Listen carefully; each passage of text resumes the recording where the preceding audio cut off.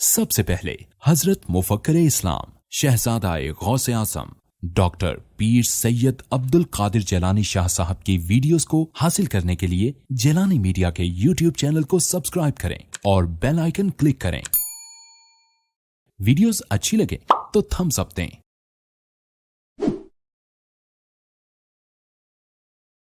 آپ لیجئے رمضان شریف کی وہ تاریخ ہے جب جنگ چھڑنے والی ہے۔ صبح نبی پاک علیہ الصلوۃ والسلام نے اپنے صحابہ کو ترتیب دیا، سرکار کے ہاتھ میں تیر ہے، سرکار نے اپنے سب کو سیدھا کر کے کھڑا کیا، ہاں؟ اور گزری ہوئی رات کو ایسا اتفاق ہوا کہ سرکار تاجدار مدینہ علیہ الصلوۃ والسلام نے ایک جگہ جا کے کیمپ لگایا تو سرکار کے ایک صحابی عرض کرتے ہیں، یا رسول اللہ صلی اللہ علیہ وسلم، یہ کیمپ جو آپ نے لگایا بحکم وحی لگایا ہے یا اتفاقاً لگایا ہے؟ سرکار فرماتے ہیں وحی کے حکم سے نہیں لگایا، ویسے اتفاقاً لگایا۔ فرمایا عرض کیا میری ایک گزارش ہے کہ اس وقت دشمن نے بڑے مناسب ٹھکانے پکڑ لیے ہیں، ان سے پانی قریب پڑتا ہے، ہمارے قبضے میں کوئی پانی نہیں ہے، اگر ہم احد والے بدر والے چشمے پر قبضہ کر لیں اور قریب کے جتنے کنویں ہیں ان کے پانی کو ناقابل استعمال بنا دیں تو اس سے یہ فائدہ پہنچے گا کہ دشمن کمزور پڑ جائے گا، دشمن کے پاس اور رسد ہوگی لیکن پانی کی جب کمی ہوگی تو دشمن گھبرائے گا۔ سرکار نے اتنی صلاح تو ان کی مان لی، جا کے چشمے پر قبضہ کر لیا، لیکن سرکار نے رات کے وقت دیکھا کہ اللہ کی بارگاہ سے بارش ہو رہی ہے، سرکار نے فرمایا مختلف مقامات پر راستے میں بند باندھ کے نالے وغیرہ روک کے پانی جمع کر لو، لیکن پانی جمع کیا تو سرکار نے فرمایا یارو دشمن کو پانی سے نہ روکو۔ آئے میرے نبی تیری عظمت پہ قربان، میدان کربلا میں تیرے نواسوں کو پانی سے معروم کیا گیا، تو نے تو ابو جہل کو پانی سے معروم نہ کیا، تو نے تو عتبہ کو پانی سے معروم نہ کیا، ولید کو پانی سے معروم نہ کیا، دنیا کے بدترین انسانوں کو پانی سے معروم نہ کیا، لیکن تیرا کلمے کے دعوے داروں نے میدان کربلا میں دریا کا پانی بند کر دیا۔ اب سرکار تاجدار مدینہ علیہ الصلوۃ والسلام اپنی سبوں کو ترتیب دینے کے بعد جب اعلان جنگ کا آغاز ہوتا ہے، اعلان جنگ ہو گیا کہ اب جنگ شروع ہوتی ہے۔ ہاں جی، 3 آدمی دشمنوں کی طرف سے نکلے، 3 آدمیوں میں پہلا آدمی اس طرف سے عتبہ ہے، ولید ہے، شیبہ ہے۔ ولید بیٹا ہے عتبہ کا، عتبہ اور شیبہ دونوں بھائی ہیں، ذرا بختر پہنے ہوئے، سر سے پاؤں تک جو لوہے کا کرتا ہوتا ہے کڑیوں والا، اس کا نام ہے ذرا بختر، سر پہ لوہے کی ٹوپی ہے جیسا کہ آج کل وہ پہنتے ہیں نا یہ آپ کے موٹر سائیکل والے، ہم تو اس کو ٹھک ٹھکا کہا کرتے تھے، موٹر سائیکل، یہ موٹر سائیکل والے جو پہنتے ہیں نا ہیلمٹ سا، اس طرح کی ٹوپیاں پہنی ہوئی ہیں اور ہاتھوں میں تلواریں ہیں، سر سے پاؤں تک لوہے میں ڈوبے ہوئے ہیں، اس لیے پہچاننا مشکل ہے۔ ادھر مقابلے میں 3 انصار نکلے، واہ نبی پاک کے غلاموں، ان کا یا رسول اللہ ہم نے وعدہ کیا تھا ہمیں پہلے جانے دیں، ہم آپ کی عزت جان اور مال کی حفاظت کے لیے اپنے آپ کو پیش کریں گے، آج اس وعدے کے سچا کرنے کا وقت ہے، یا رسول اللہ ہمیں پہلے موقع دے، ہم جاتے۔ دیار پاک مدینہ کے 3 جان نثار آگے بڑھے اور فضا میں تلواروں کو لہرا کے کہا تمہارے مقابلے کے لیے آگے۔ انہوں نے پوچھا نام بتاؤ۔ یہ الگ بات ہے کہ وہ کافر تھے لیکن یہ ماننا ہوگا دلیر اور بہادر قوم تھی۔ انہوں نے کہا پہلے بتاؤ نام کیا ہے، نسب کیا ہے، کس قبیلے کے ہو، کون ہو، تمہارے مقابلے میں ہمیں اترنا لائق ہے یا نہیں ہے؟ انہوں نے کہا اپنا نام بتائے، ہم مدینہ شریف کے رہنے والے، ہم انصار ہیں۔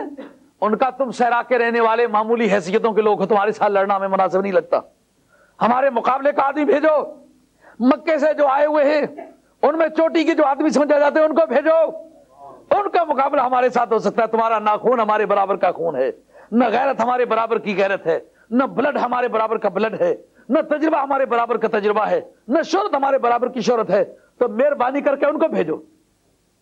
واپس آ کے بارگاہ رسالت باب میں انہوں نے جواب عرض کیا کہ یہ انہوں نے جواب دیا، اس سرکار غیرت میں آ کے انہوں نے کم یا علی،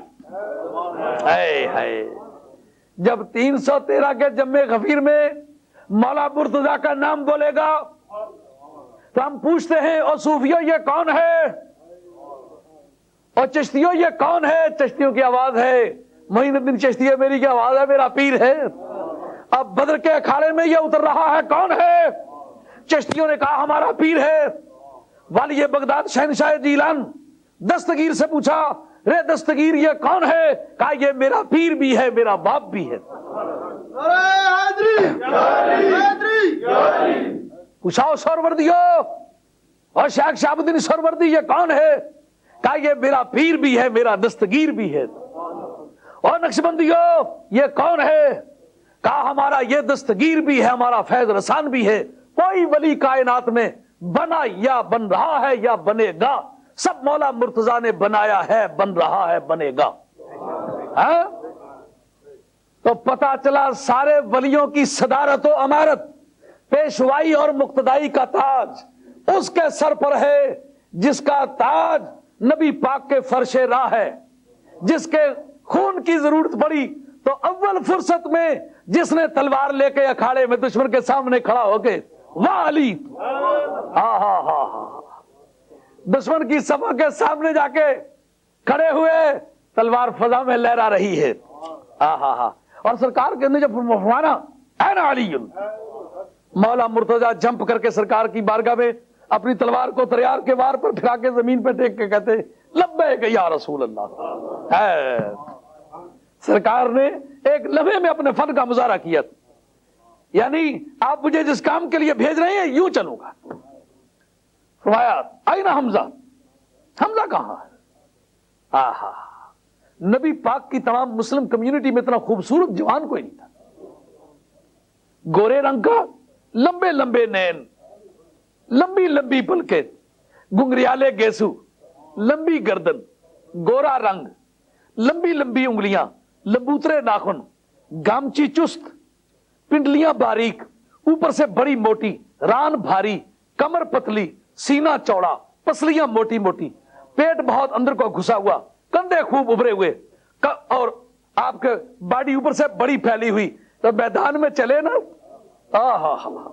دیکھ دیکھ کے سرکار کو کیا مزہ آیا ہوگا کہ کیسے خوبصورت جوان ہے۔ حضرت امیر حمزہ بازار میں چلا کرتے تھے، لوگ جی بھر بھر کے حضرت امیر حمزہ کو دیکھا کرتے، بہت خوبصورت جوان۔ فرمایا اے نا عبیدہ، یہ بھی حضور کے چچا زاد بھائی تھے، حارث جو تھے حضرت عبداللہ کے بھائی تھے، یہ حضور کے چچیرے بھائی تھے، یہ ایک چچا دو چچیرے بھائی، یہ ہاشمیوں کا خون ہے، پہلے اکھاڑے میں کام آ رہا ہے،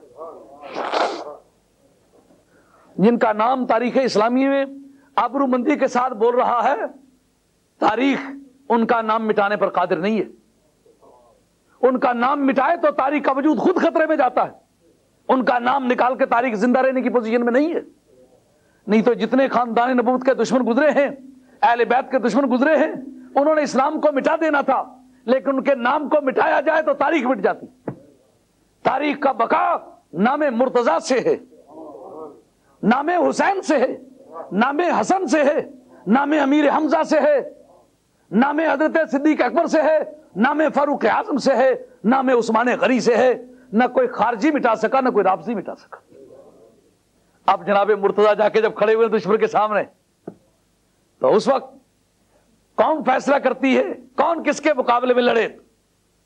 جناب مولا مرتضیٰ کہتے ہیں جو سب اپنے آپ کو شاذ اور سمجھتا ہے ادھر باہر آ جائے۔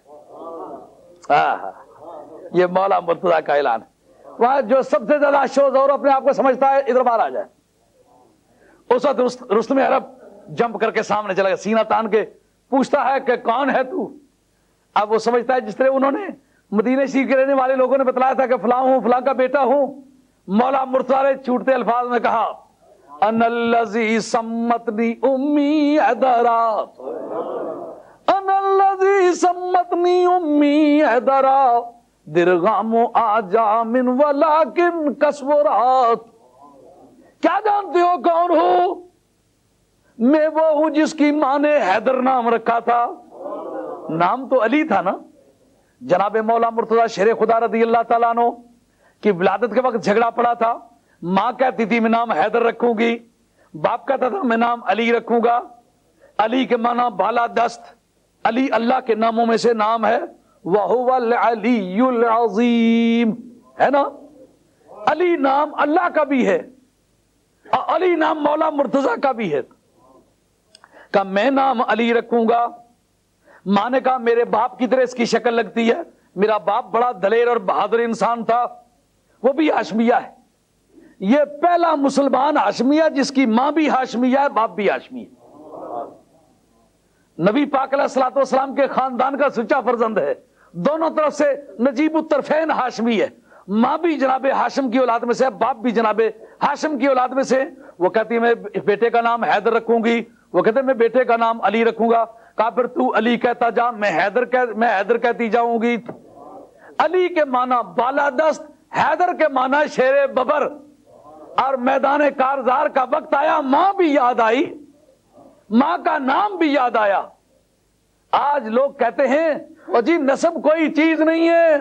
میں نے ایک بڑے مجمع میں کہا تھا، اور اگر نسب چیز کوئی نہیں ہے تو بدلتے کیوں پھرتے ہو؟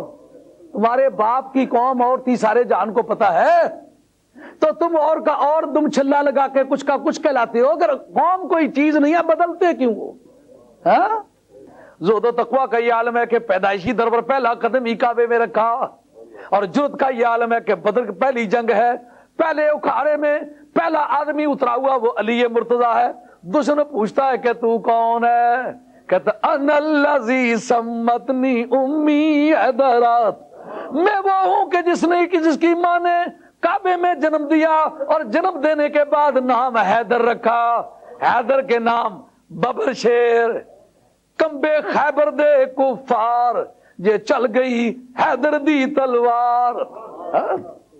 جس اکھاڑے میں ہوتا دشمن کانپتا ہوا معلوم ہوتا ہے. پوچھا تو کون ہے؟ انہوں نے کہا میرا نام ولید ہے، رستم عرب ہے. ادھر پہ تیری ماری، فرمایا جان سوال. پھر اب 3 آدمی ادھر سے تھے، 3 آدمی ادھر سے ہیں. ادھر سے 3 ہیں ولید، عتبہ اور شیبہ، ادھر سے 3 ہیں علی، حمزہ اور عبیدہ. اب تینوں کا جوڑ کس طرح پڑتا ہے؟ ولید کے مقابلے میں علی، عتبہ کے مقابلے میں حمزہ اور شیبہ کے مقابلے میں عبیدہ. یہ اس طرح جوڑ پڑتے. ادھر نبی پاک علیہ السلام پشت کی طرف ہے، عریش بدر میں اللہ کی بارگاہ میں درخواستیں پیش کر رہے. مولا کریم میرے سپاہی لڑنے گئے ہوئے، مولا کریم میرے سپاہیوں کی خیر فرمائیو. اب واروں کی آمد و رفت شروع ہو گئی، تلواروں کی چکا چاک نے میدان کو سر پہ اٹھا دیا اور سرکار سکھاڑے کو دیکھ رہے. وہ کہتا ہے وار کر. مولا مرتضی فرماتے ہیں میں پہلا وار کروں، دوسرا کون کرے گا؟ کر لے جو کرنی ہے، کیونکہ تمہارے خاندان کی عورتیں نوکا گر ہیں، مرثیہ خان ہیں، وہ قصے جوڑیں گی اور کہیں گی کہ علی نے ظلم کیا ہے. نہیں، کر لے پہلا وار. مولا مرتضی نے پہلا وار اپنی ڈھال پہ روکا، لیکن دوسرا وار کون روکتا؟ مولا مرتضی کی تلوار اٹھی، اس طرح فضا میں ایک مرتبہ لہراتی ہوئی نظر آئی اور دیکھتے ہی دیکھتے گردن سے پار ہوئی.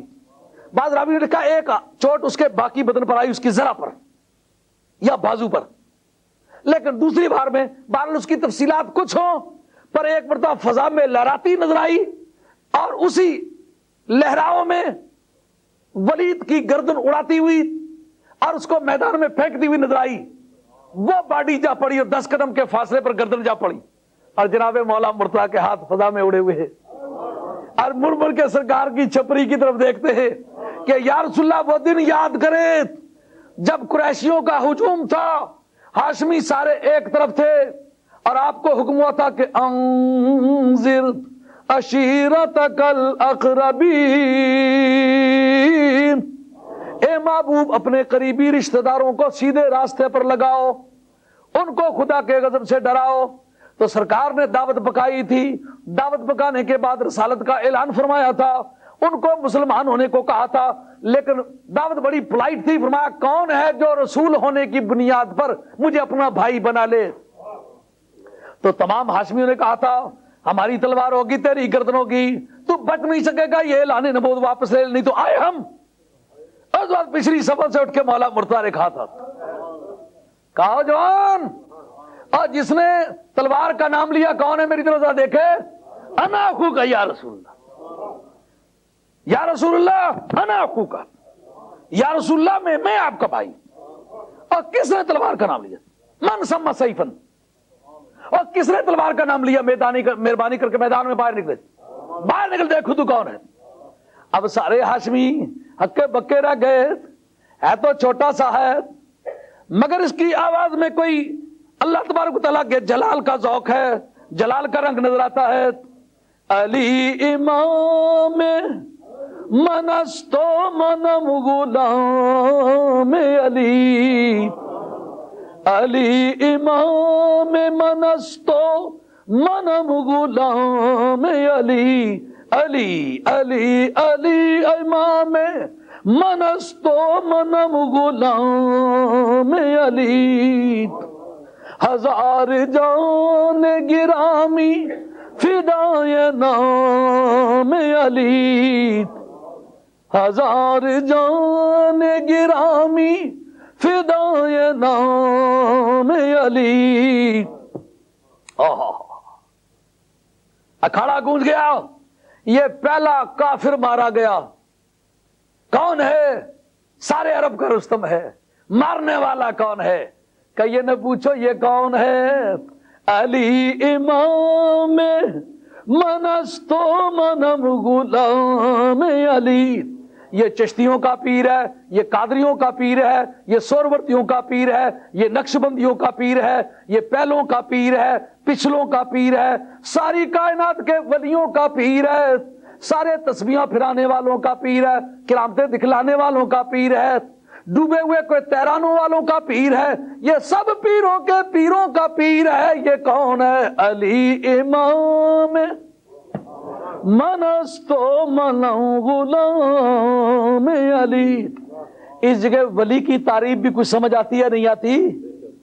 کوزے مسلح کا نام تو ولی ہونا نہیں, نبوت کے مشن پر آج کا وقت تو خطرہ قبول کرنے والا ولی ہوتا ہے.